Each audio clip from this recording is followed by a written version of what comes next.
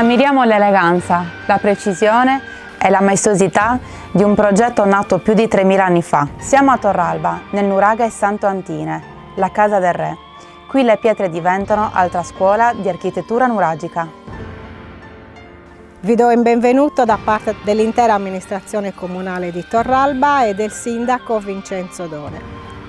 Do anche il benvenuto da parte della cooperativa La Pintadera che gestisce il complesso monumentale del Santo Antine.